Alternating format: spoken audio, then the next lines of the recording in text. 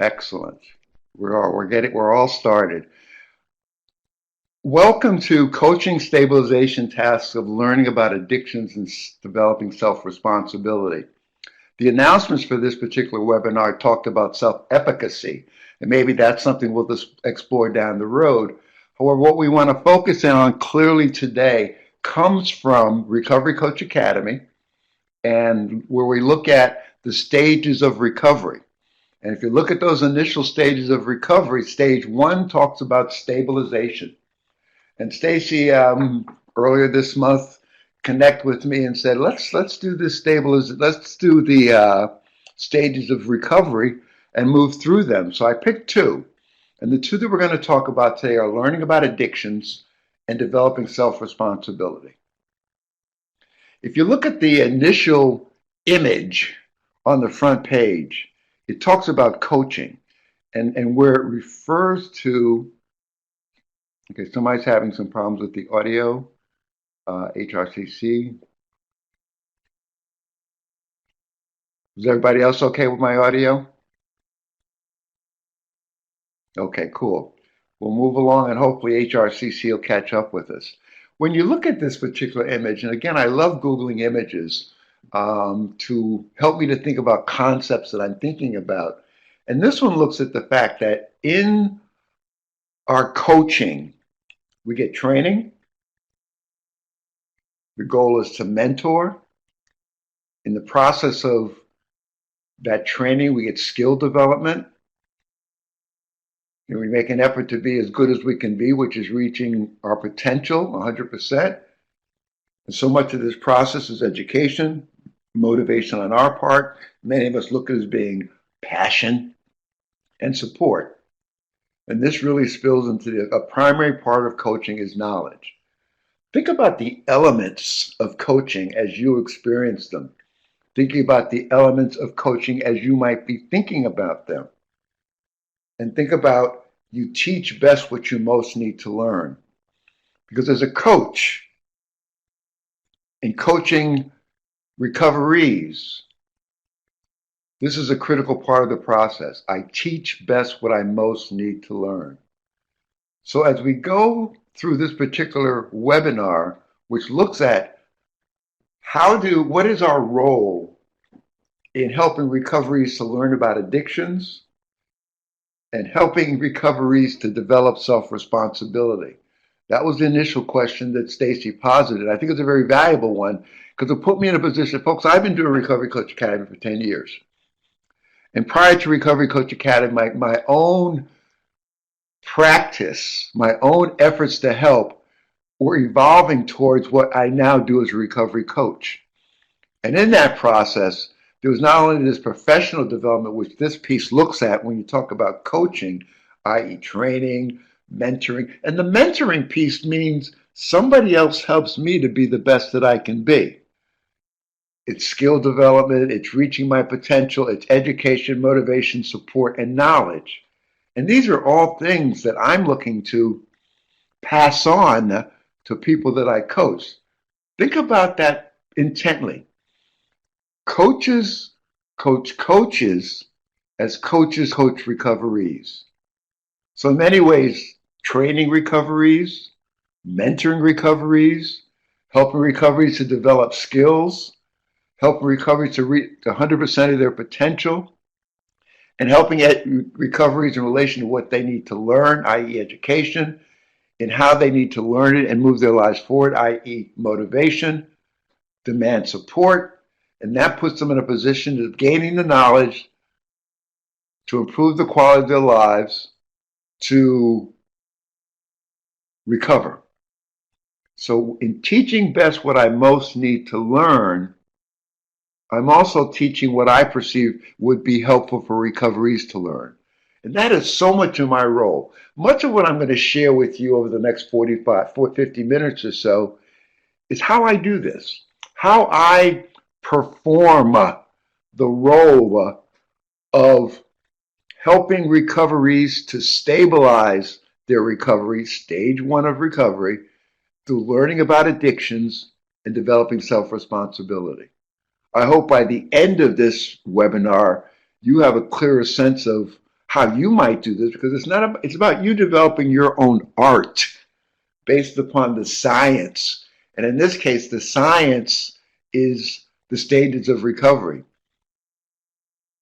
In addition, the other parts of the science, motivational interviewing, cultural responsiveness, stages of change, self-care, ethical considerations, all of this is a part of your science in developing your own art of coaching. So this is an overview of coaching that you have presented to you in the first page. And think about you in the context of being a coach, but also think about this in the context of what you are coaching. You would hope that recoverees can coach as well. And not necessarily coach, but teach as well. When I work with recoverees and we go through many of the things that we're going to go through today, and again, what you will see today, pretty much each one of these slides are slides or information that I've shared with recoverees.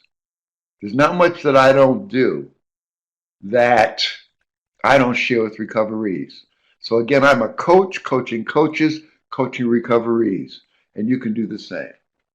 As we move along in this process, if you have any questions or thoughts about what you see, feel free to type them. And we'll see where we go. So again, as you think about Richard Bach's quote from Illusions, Illusions' full title is Adventures of the Illusions, the Adventures of a Reluctant Messiah. Do not be reluctant to help yourself. Do not be reluctant to save yourself relative to your own development of your art and your potential as a helper and as a coach. But in that process, I've clearly learned in the almost 40 years that I've been doing this work that as a helper, I need help. So where I am looking to save myself, the adventures of that reluctant Messiah is to don't be reluctant to save yourself. Don't be reluctant to educate yourself. I need people in that process because many times I don't know what I don't know. And that's where so much of what we're doing is helpful. So again, as we go through this information, you teach best what you most need to learn. Some of the takeaways that I want you to might focus in on is, what do I most need to learn relative to my performing the role of a recovery coach, supporting recoverees in the stabilization tasks of learning about addictions and developing self-responsibility. Also, as I move along, stay tuned to the three-legged stool that we learn in Recovery Coach Academy. That is so much a part of my science. That is so much of my science that I'm developing as my art. I actively listen, I ask good questions, and I discover and manage my own stuff. And part of the discovery and the management of my own stuff is to make sure I've learned what I want to teach recoverees. I'm practicing what I've learned as I'm looking to teach recoverees. And I give them the same task. Again, many times when I offer these educational pieces for recoveries and I have conversations that matter about stabilizing recovery and the different aspects of it, two of which we're going to look at today, I ask them to think about it and then go teach someone what they've learned. Because when you teach something, you'll learn it twice. So maybe when you walk away from this webinar, you'll teach a coworker what you've learned, or you might teach a recovery what you've learned. But the prospect of teaching recoverees and teaching yourselves and understanding these concepts of addictions and self-responsibility is a critical part of growing and learning. And it's certainly a critical part of your own personal self-care. No doubt in my mind. So with that in mind, let's move on. We're looking at the stabilization tasks of learning about addictions and developing self-responsibility. These are part of the science of coaching recovery, as I spoke about earlier. These are two of the stages of recovery that we learn in Recovery Coach Academy. Stabilization is the first stage of recovery that you're introduced to in day 3 of Recovery Coach Academy.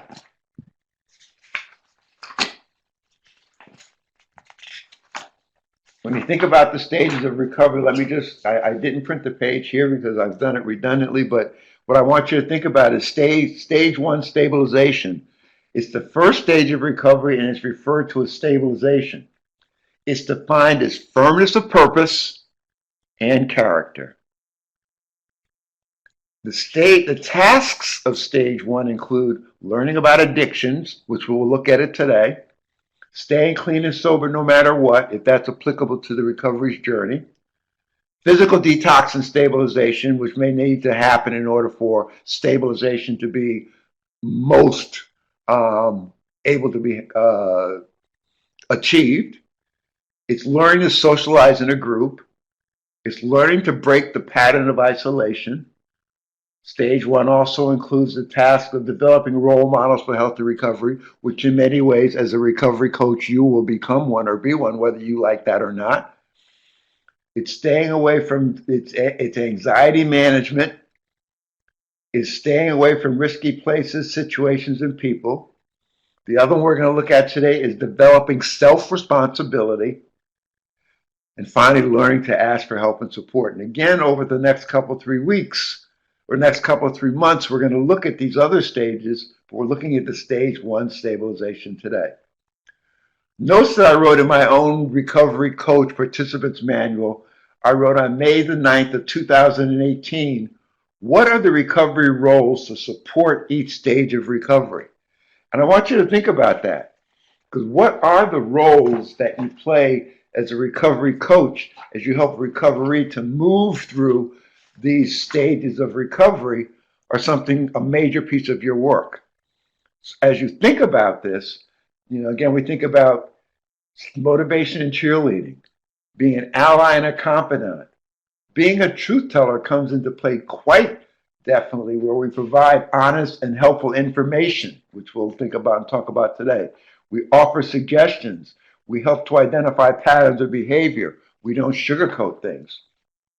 As a role model and a motivator, we walk the talk and we provide stage-appropriate recovery information. What we're looking at today is stage-appropriate recovery information. As a co-problem solver with recoveries, we help them to identify potential problem areas. We don't tell them the right way. We help them to discover options. And part of helping them to discover options is helping them to look at the tasks of stabilizing their recovery, which will offer them options to move forward. These are the kinds of tasks, these are the kinds of focus pieces that I offer to recoveries to think about. In our problem-solving activity, we tell the truth without blaming or judging the recovery. That's how we help them to recover. That's how we help them to embrace the information. Another role is that we're resource brokers. And I look at the information that we're going to be offering recoveries as resources. When I first started helping, I did a group a long time ago that was called DART. And I still use DART to this day. But back then, DART was the Drug and Alcohol Resource Team. And for me, what was offered in DART, and primarily at that point, it was offered to adolescents, and then later on to adults and young adults. What I offered in DART were resources for recovery. The stabilization task of learning about addictions and developing self-responsibility are resources for recovery. Much like you are a human resource in a recovery's life, here are informational, knowledge resources that can have an impact on a recovery's process. The other roles that we might play are advocate, community organizer. Another key role in this information about helping recoveries to stabilize is to be a lifestyle consultant. When I look at the primary role that I play in my role as a recovery coach, and also you'll find many times in my role As a coach of recovery coaches, I play the role of lifestyle consultant predominantly. I offer feedback on a recovery lifestyle and or a care lifestyle.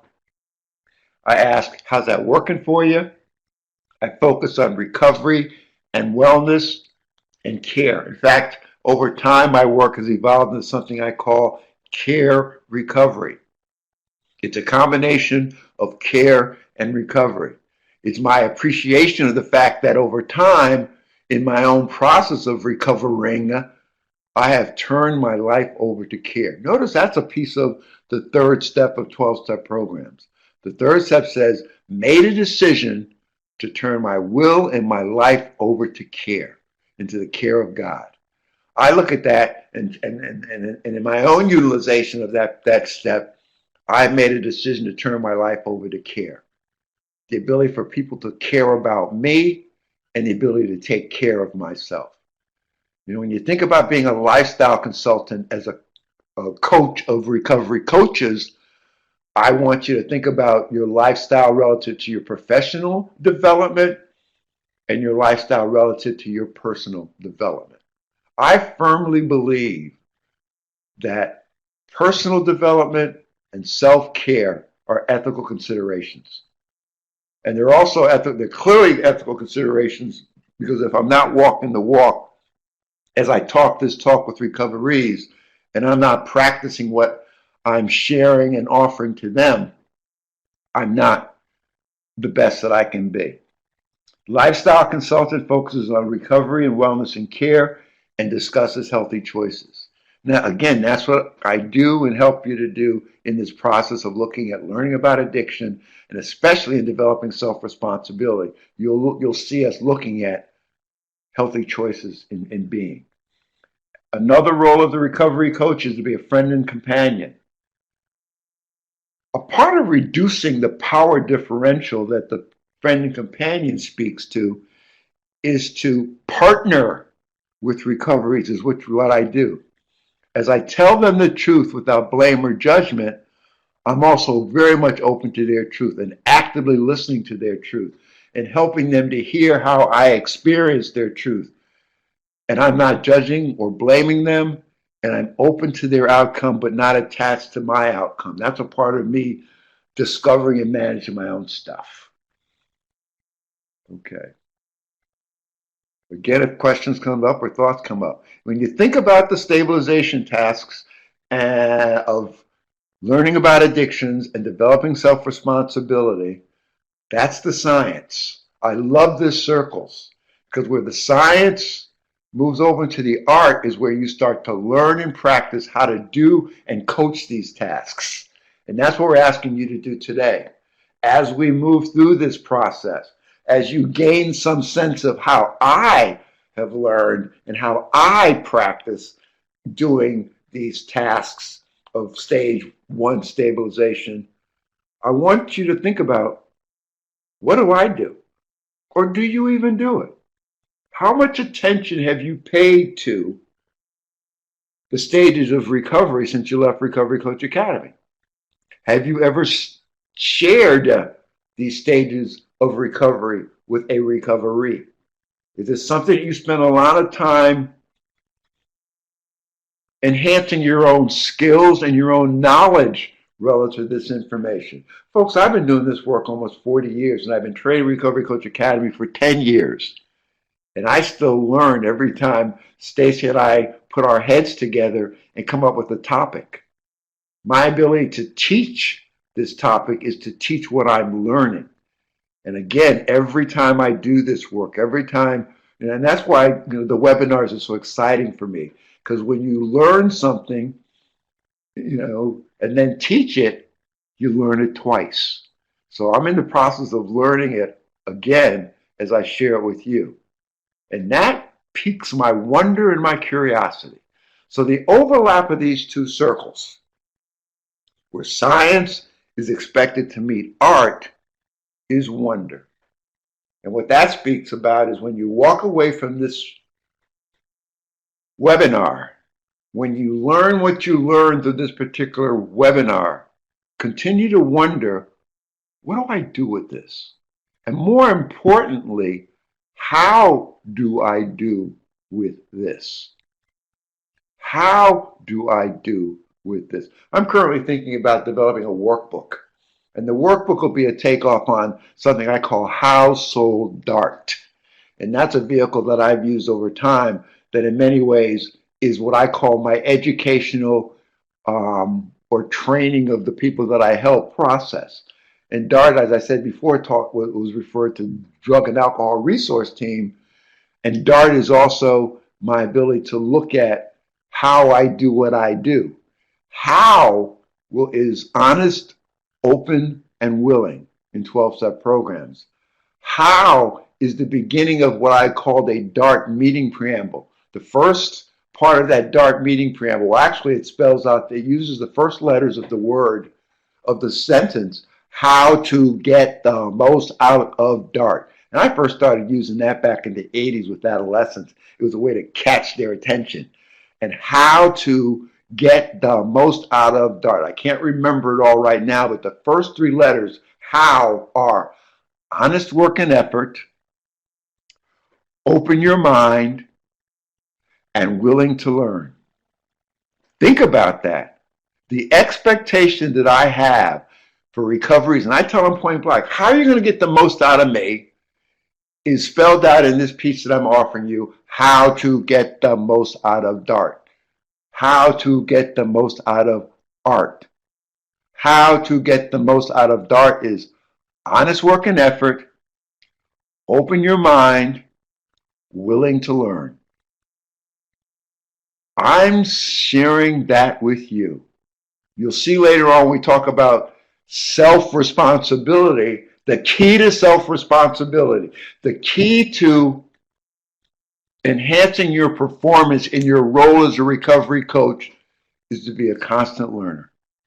Yeah, and it's to be full of wonder. You know, when I spell the word wonderful now, I spell it capital WONDER, capital FULL. Wonderful. Wonderful. And I'm filled with wonder. Again, if you've been around me long enough, I was reintroduced to the concept of wonder by my grandson, who probably from 5 years on, whenever he wanted something from Grandpa, would say, Grandpa, I was wondering. And that just fills me with joy. Because I want him to be curious.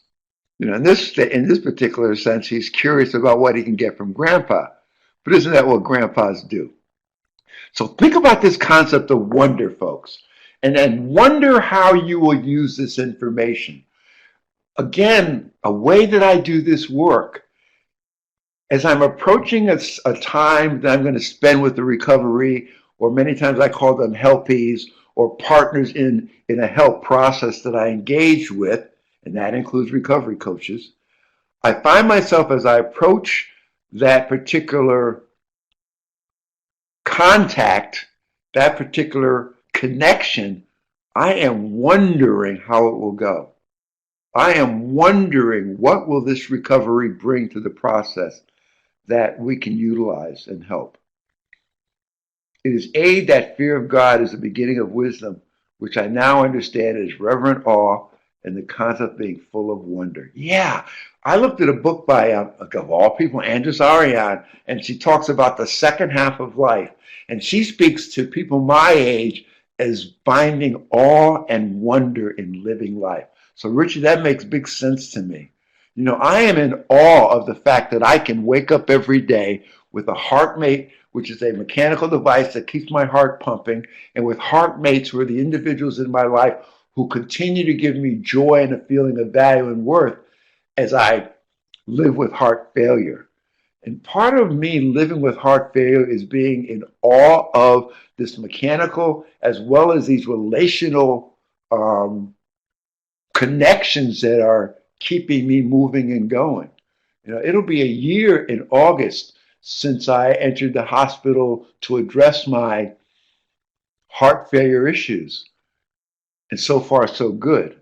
The true goodness of it, the piece that I am truly in awe of, and at some points wonder, and I'm curious about, is the continuation of the fact that I've not been rehospitalized. And as I look at the literature, and as I look at and talk with other people who have similar heart failure devices as I do, the majority of them have been rehospitalized. But I mention that because I'm in awe of this mechanical device that's keeping me alive. And I'm also in awe of and appreciate, and I am full of wonder and curiosity and joy relative to how I have been sustained over time by the relationships that have helped me through. And I've only mentioned that because that's the kind of relationship that you and I can have with the recovery or the people in our lives that we care about. And again, much of what we're talking about, at some point, these stabilization tasks can help adolescents to adolescents. I'm doing that with my grandchildren.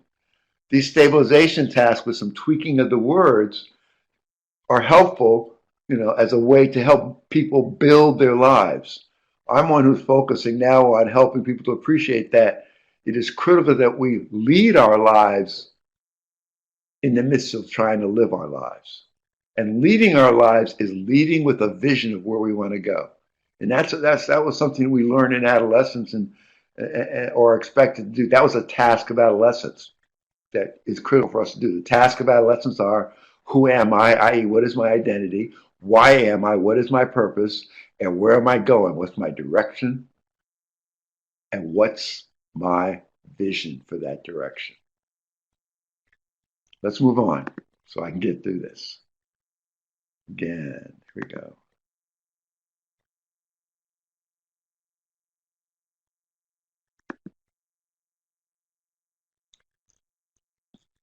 I went too far.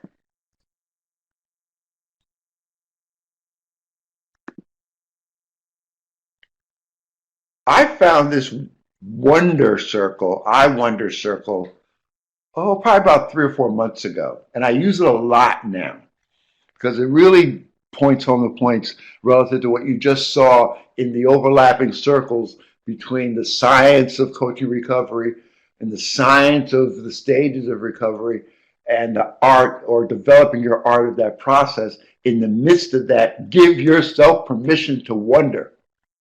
And what this wonder circle speaks about is, I wonder, what is my role as a recovery coach in supporting the stabilization task of learning about addictions and developing self-responsibility? I wonder about that. And I hope you're doing that as we move along in this process. Also in this process is, I think about what is my role as a recovery coach in supporting the stabilization task of learning about addictions and developing self-responsibility.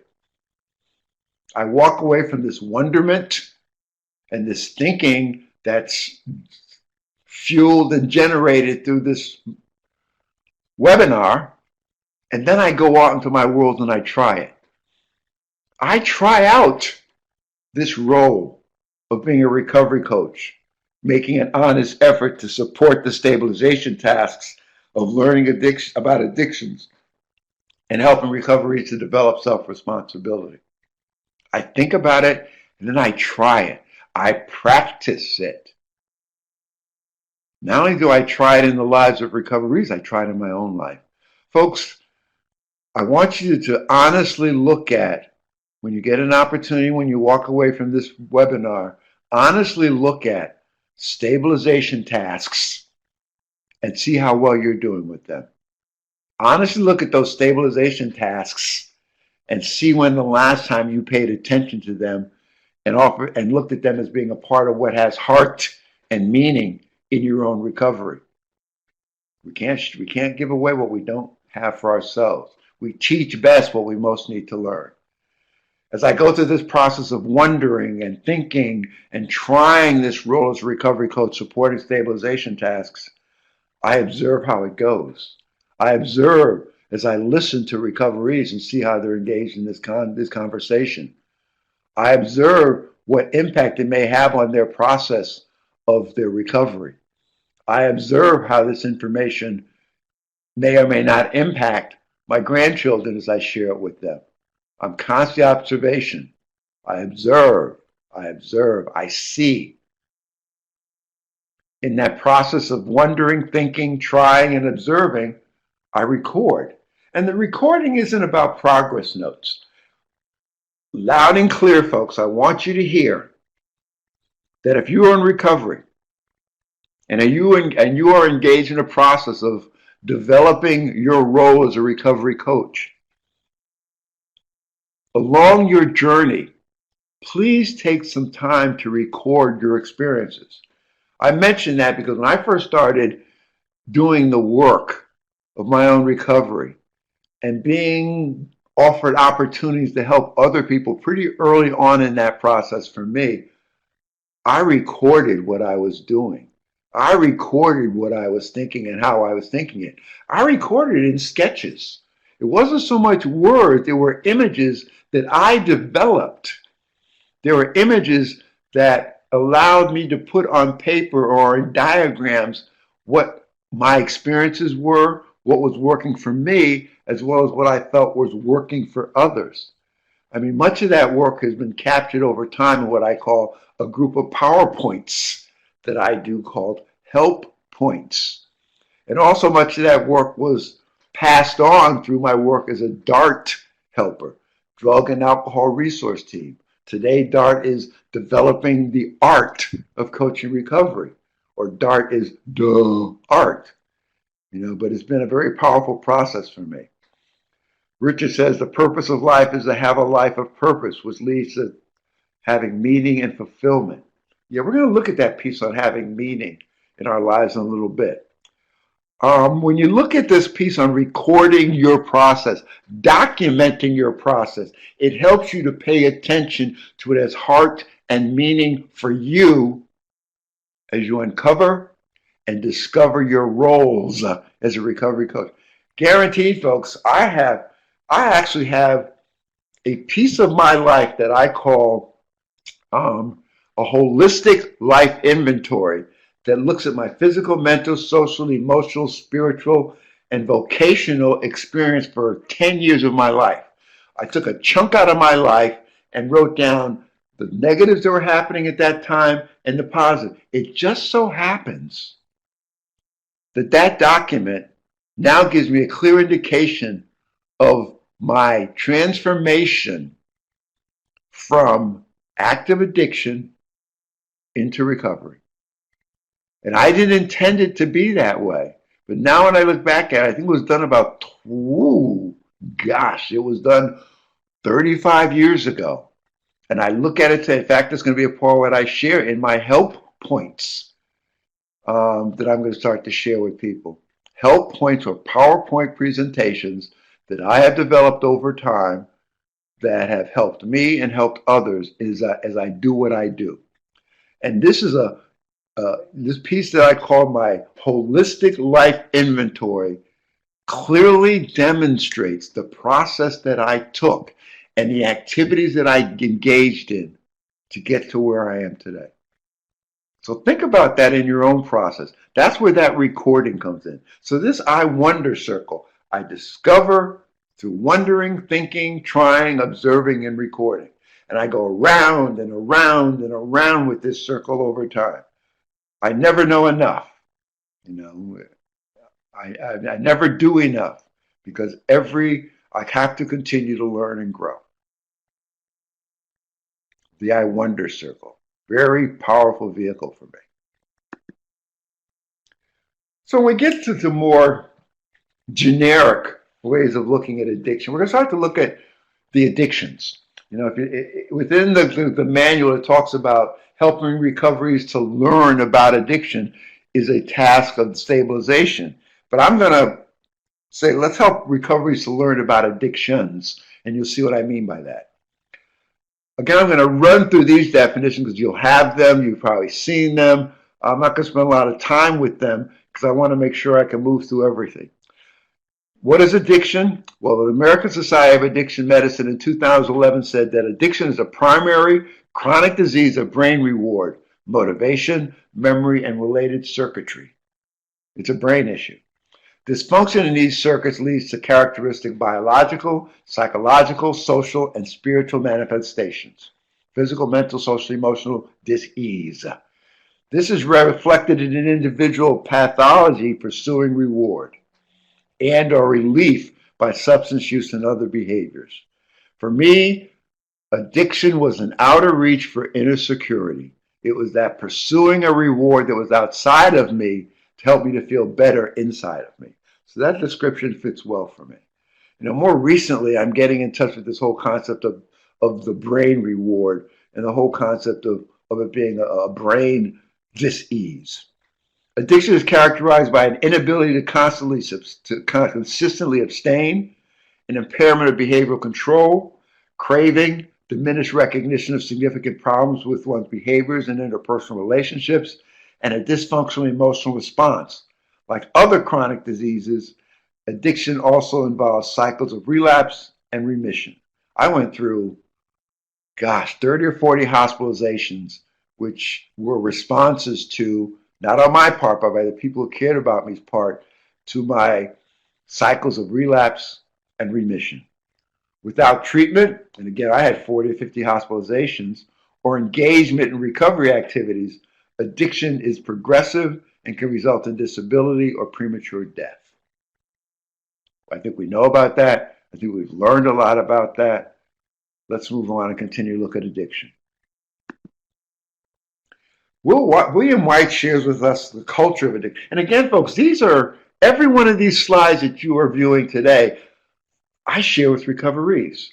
These slides make up a help point that I share with recoverees that's preceded by a group of questions that I call a workbook with recoverees to help them to begin to think about what they are going to learn in these help points. So every slide that you see, recoverees are seeing.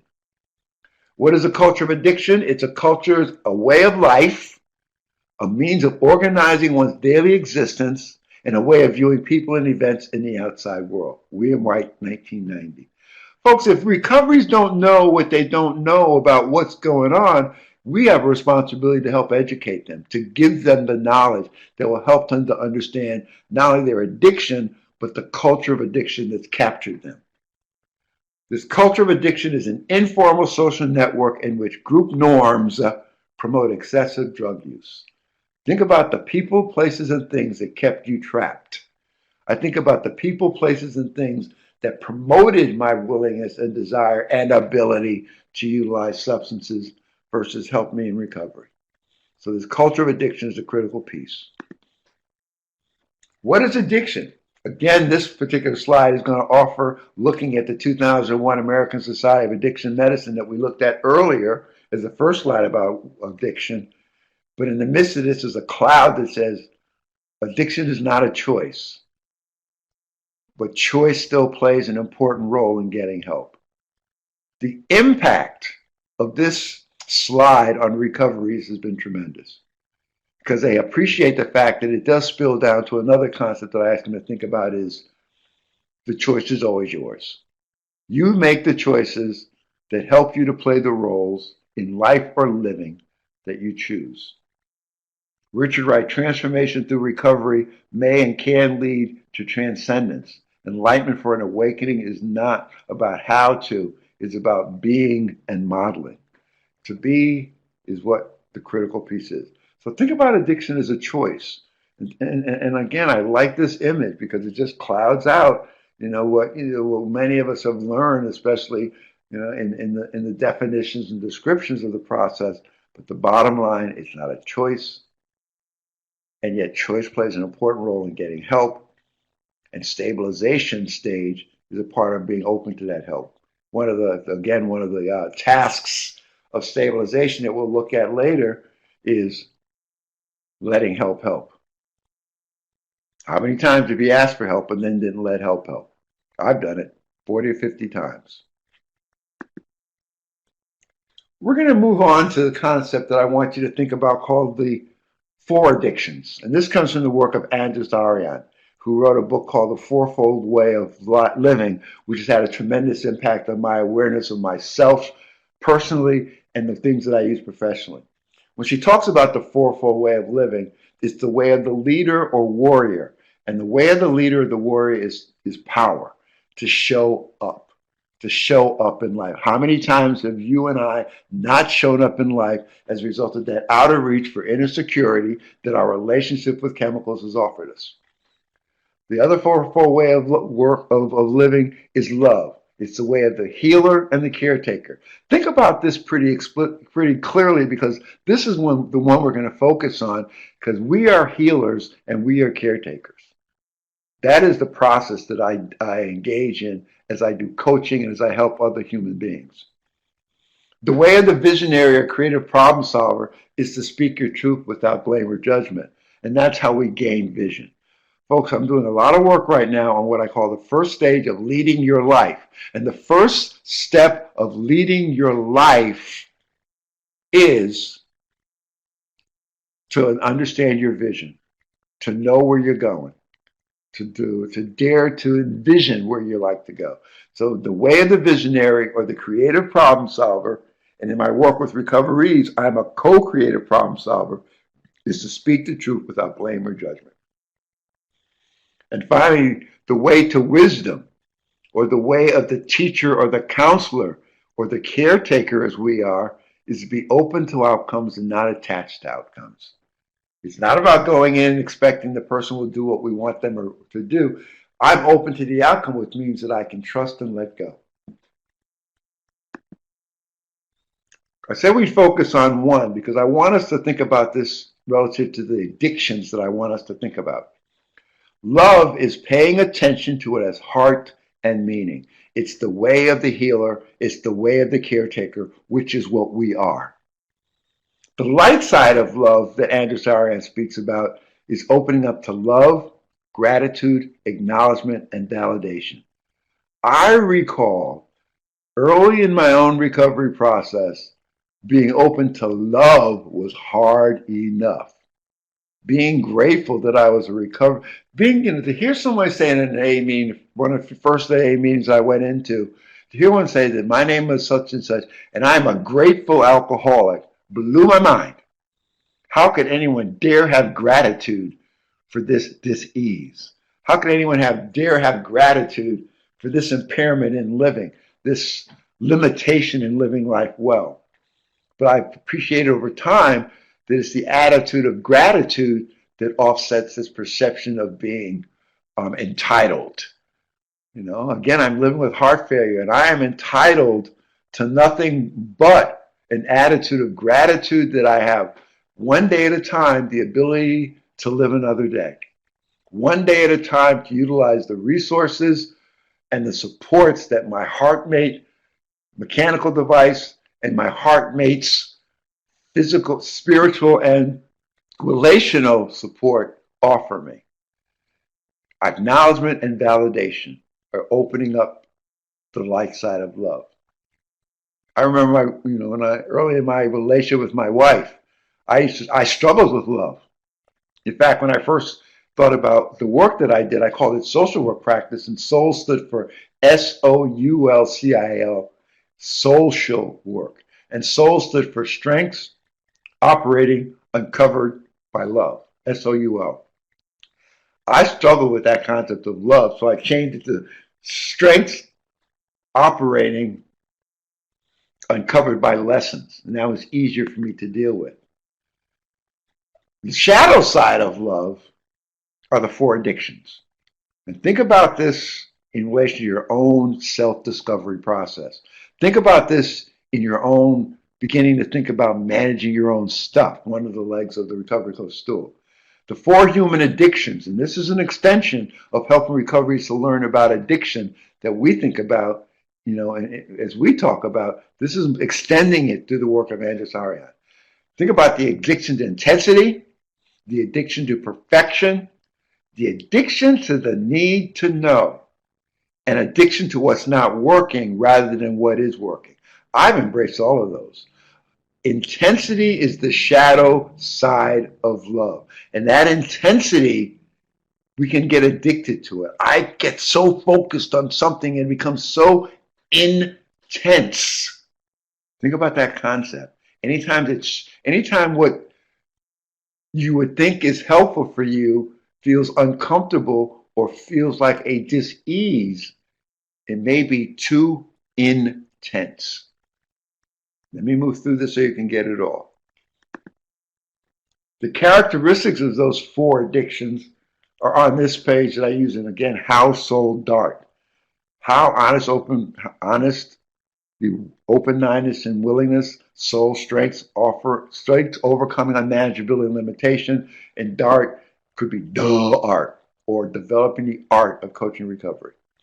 The addiction to intensity, the addiction to perfection, and intensity is the shadow side of love. Perfection is the shadow side of excellence and the right use of power. Any perfectionists in the room? As a perfectionist, I had little toleration for mistakes. I had little tolerance for exposure of my vulnerability. I equated vulnerability with weakness rather than strength. I denied my humanness and invested in maintaining a cultivated image or a facade or mask of how I wanted to be seen rather than exposing who I truly was. That's an addiction to perfection. An addiction to the need to know is driven and compulsive. It was about the need to know or the need to understand everything. And I found that's impossible. I dislike surprises or unexpected events, so I tried to know everything that I can know about something so it wouldn't surprise me or it was unexpected. Masters of control with a strong trust issues. Think about relationships that have been more controlling than loving. That gives you the shadow side of love. Need to know is to be inflexible, blameless, critical, and arrogant. Woo! How much of our relationship with substances has put us in the position to be arrogant? That's that need to know. And finally, being addiction is being fixated on what's not working rather than what is working. Oh, the need to know is the shadow side of wisdom. The need to know is the shadow side of be open to the outcome and not attached to the outcome. The ability to let go of that need to know is my ability to be open to the outcome and not attached to the outcome. Sharon finds it took her a long time to learn about love. Unconditional and freely giving was difficult in early recovery. I've grown into knowing that feeling and giving. And that's what we want to talk with recoveries about. That's a powerful experience, Sharon, to share with the recovery, to especially share it as you're helping them to move through the stabilization stage. Because for me, that was very much a part of the stabilization stage. And what you just said gives me reason to appreciate why I show these 4 addictions. The addiction to being fixated on what's not working rather than what is working. It's a tendency to look at life from a fixed perspective. It's a lack of recognition of personal blind spots. That's paying attention to what's heart and meaning for you, but more importantly, it's the middle leg of that 3-legged stool, i.e., discovering my blind spots, discovering my stuff, discovering who I am without judgment or blame of who I am. The being fixated is a tendency to magnify negative experiences and to blow them out of proportion. And it's an inability to trust our intuition or intuitive information. A lot of times the information I share with recoveries that is important information, they have a hard time embracing because it doesn't mesh with what they think about themselves and the world. Being fixated on what's not working rather than on what is working is the shadow side of the 4 ways of seeing. And the 4 ways of seeing are intuition, insight, perception, and vision. And vision, the way of the visionary, is to tell the truth without blame or judgment. Your truth comes to what you see, your intuition, your insight, and your perception, and your vision. That's your truth. Share your truth and see what you get. Again, this is a very powerful piece for me. The addictions and again, recoveries get this, and we have some very powerful conversations that matter related to this information. Self-responsibility is the cornerstone of wellness. I found this by a man named Erwin Myers from a site called the ABCs of Wellness.com. And he says, I'm responsible for my life. For the most part, it's actions that I have taken in my life that have led me to where I am now. Unfortunately, at some points in my life, my mindset led me to take actions and make decisions that weren't conducive to my happiness. I blamed, I felt like a victim, and otherwise held myself back from going beyond my circumstances and my thinking and living up to my potential. Those are barriers and opportunities for us to help recoveries to think about this information. And again, I've shared this with recoveries so they can think about how they can overcome these. Yes, I wish I would have learned, realized, or understood some things earlier in my life, but it is what it is. We can only do what we can with the awareness, and Richard just spoke about awareness, and I appreciate having the opportunity to change. I appreciate having my life and my time on earth to be the best version of myself that I can. This appreciation is accompanied by self-responsibility. If you want to be the best you can be responsible to be the best that you can be. That especially relates to recovery coaches and coaching. The 6 pillars of self-esteem. How many times do we think about self-esteem? And again, that could be the little middle leg of my stool. And how many times do recoveries talk about a lack of or looking for self-esteem? The 6 practices essential for the nurturing and sustaining of healthy self-esteem.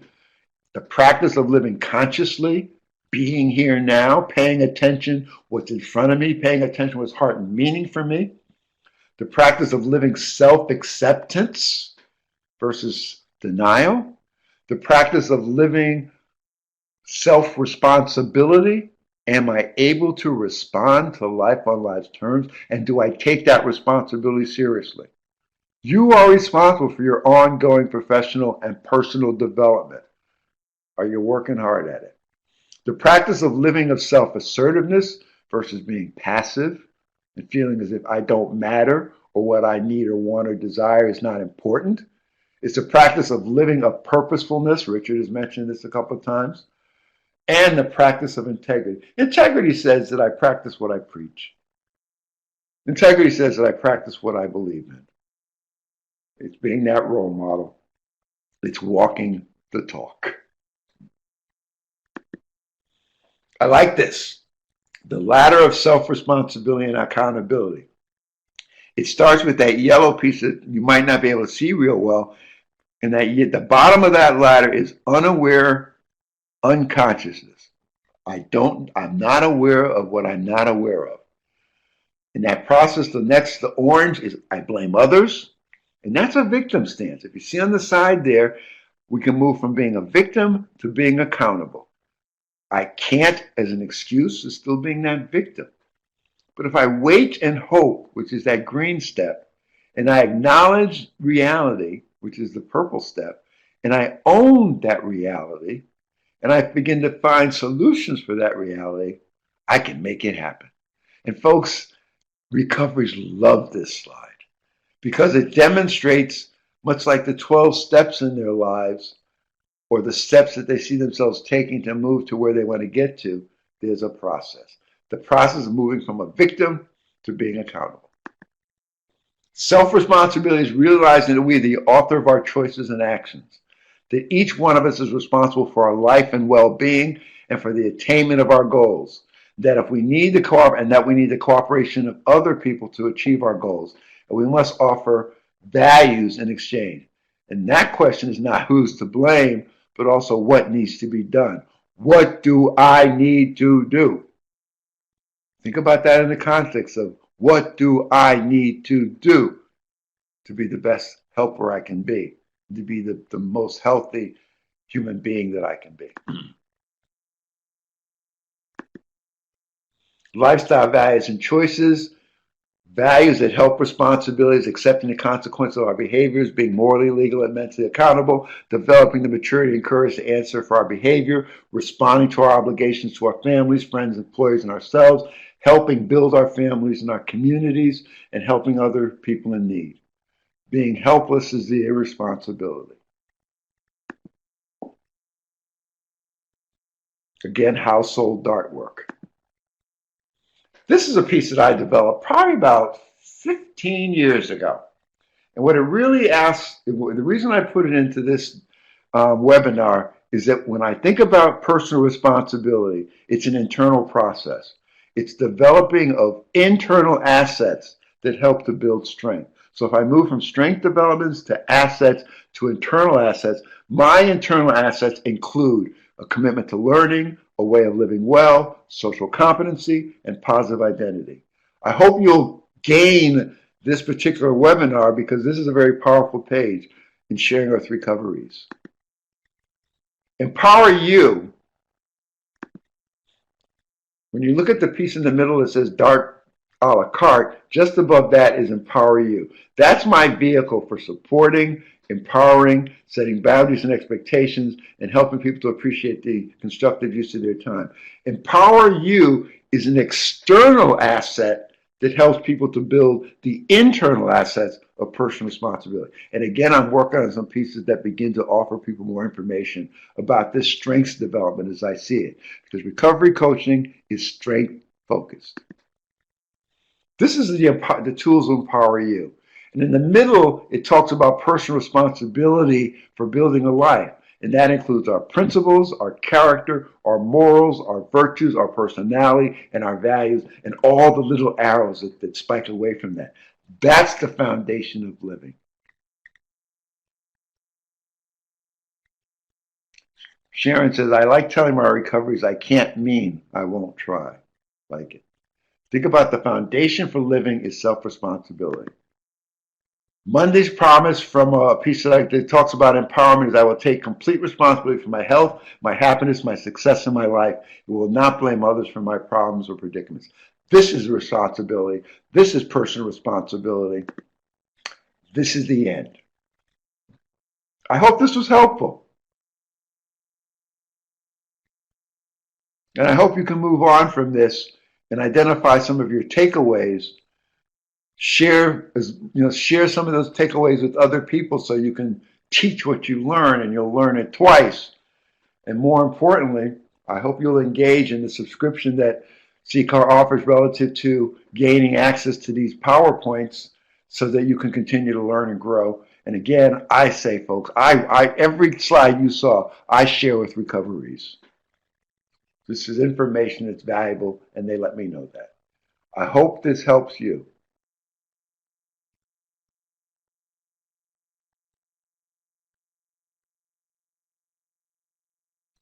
Email me, Sharon, at soulhelp@me.com, and let me know what you mean by a clear diagram of the circle of life.